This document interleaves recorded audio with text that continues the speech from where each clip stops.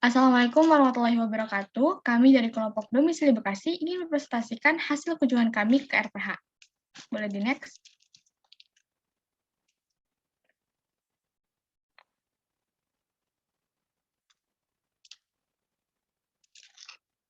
Oke, sebelumnya perkenalkan anggota kelompok kami. Yang pertama ada Nita Marliana, yang kedua ada Alfia Lydia Putri Lintang, yang ketiga ada Herlana Saputra, yang keempat ada Fajarita Nur Aini, yang kelima ada Raima Nurhalizah, dan yang terakhir ada saya sendiri, Hasta Fauziah.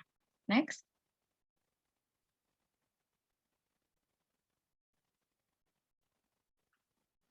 Oke, untuk slide selanjutnya akan dijelaskan oleh Alfia Lydia Putri Lintang. Kepada Alfia, waktu dan layar dipersilakan. Baik, terima kasih Hasna Fauzia. Untuk di sini kami melaksanakan 2 kunjungan RPH. Untuk lokasi yang pertama, yaitu berada di RPH Perumda Dharma Jaya yang berada di Cakung. Untuk lokasi kedua di RPH Abdullah Fakih yang berada di Jati Asih. Untuk selanjutnya saya kembalikan lagi ke Hasna Fauzia. Baik, terima kasih kepada Alfia yang telah menjelaskan tentang lokasi dari RPH tersebut. Untuk slide selanjutnya akan dijelaskan oleh Herlan Saputra. Kepada Herlan, waktu di layar, persilakan. Oke, baik. Terima kasih, moderator. Selanjutnya saya akan menyebutkan fasilitas pada RPH Perumda Dharma Jaya dan RPH Abdullah Fakih. Yang pertama, RPH Perumda Dharma Jaya, fasilitasnya ada gangway. Gangway adalah suatu fasilitas berupa lorong atau jalan sempit untuk ternak. Yang kedua, restraining box. Restraining box merupakan peralatan rumah potong hewan yang menggunakan penggerak hidrolik untuk mengisolasikan sapi atau mengurangi gerak sapi yang akan disembelih. Yang ketiga, stunning gun. Stunning adalah sebuah metode yang digunakan untuk mempermudah penyembelihan hewan adalah dengan memingsankan hewan terlebih dahulu sebelum disembelih. Selanjutnya, electric hoist. Electric hoist adalah alat angkat dengan ciri memiliki rantai yang berfungsi untuk mengangkat barang dengan massa ratusan hingga ribuan kilogram. Selanjutnya ada rel dan penggantungan karkas. Menggantung karkas merupakan peralatan rumah potong hewan yang digunakan untuk menggantung karkas sapi yang telah dipotong menjadi 4 bagian. Dan terakhir ada pisau. Selanjutnya di RPH Abdullah Fakih, fasilitasnya sama saja seperti di RPH Perumda Dharma Jaya. Dan yang berbeda di RPH Abdullah Fakih tidak mempunyai electric hoist. Next.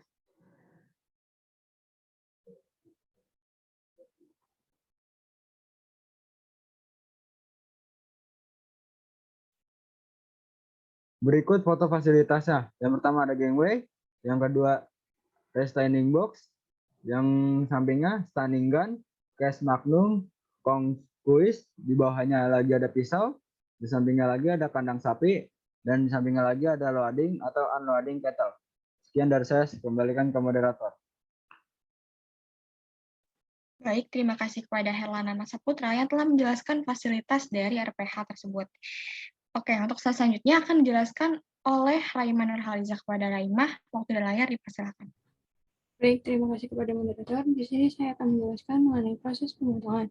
Yang pertama itu ada dilakukannya pengecekan antemortem atau pemeriksaan sebelum disembelih. Yang kedua, sapi digiring menuju restaining box melalui gangway.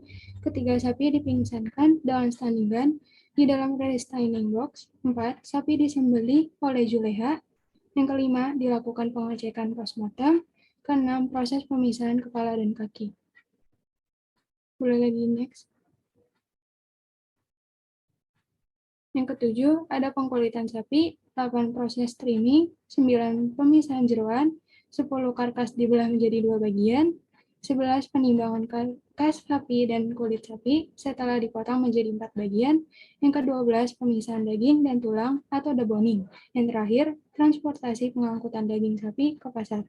Selanjutnya saya kembalikan kepada moderator. Baik, terima kasih kepada Raiman Faiza yang telah menjelaskan tentang proses pemotongan dari RPH tersebut. Nah, untuk selanjutnya akan dijelaskan oleh Nita Marliana. Pada Nita, waktu dan layar, persilakan. Terima kasih moderator atas kesempatannya. Di sini saya akan menjelaskan inovasi peralatan RPH dari kelompok kami. Jadi inovasinya itu ada tempat penampungan darah atau blood reservoir. Jadi awalnya itu kami melihat di 2 RPH ini tempat penampungan darahnya itu sangat tidak ramah lingkungan. Jadi darahnya itu langsung dialirkan ke kali. Jadi bisa dibayangkan, betapa tercemarnya kali di sekitaran RPH tersebut. Jadi kami membuat inovasi, walaupun gambarnya terlihat, biasa aja ya, jadi di atas itu yang diwarnain warna ungu, itu nanti akan kami kasih besi, besi bolong-bolong gitu, lalu yang kuning ini akan kami kasih bak plastik, tapi besi dan bak plastik ini keduanya ukurannya sama seperti,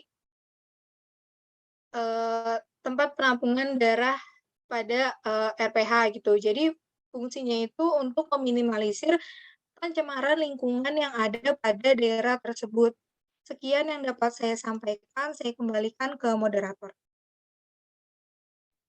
Oke, baik. Terima kasih kepada Nita Marliana yang telah menjelaskan inovasi dari RPH yang kami kunjungi. Boleh di next.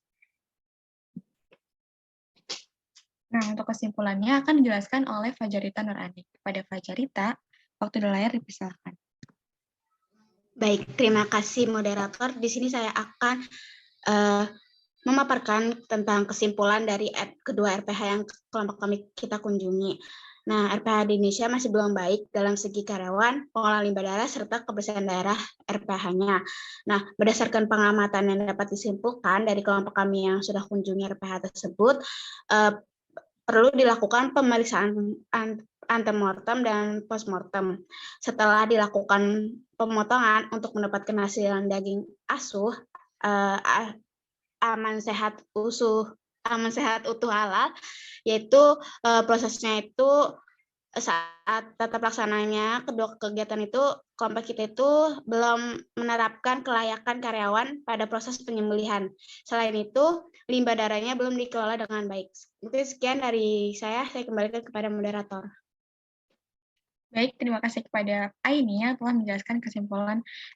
Nah, mungkin sekian yang bisa kelompok kami sampaikan, kurang lebihnya mohon maaf. Wassalamualaikum warahmatullahi wabarakatuh.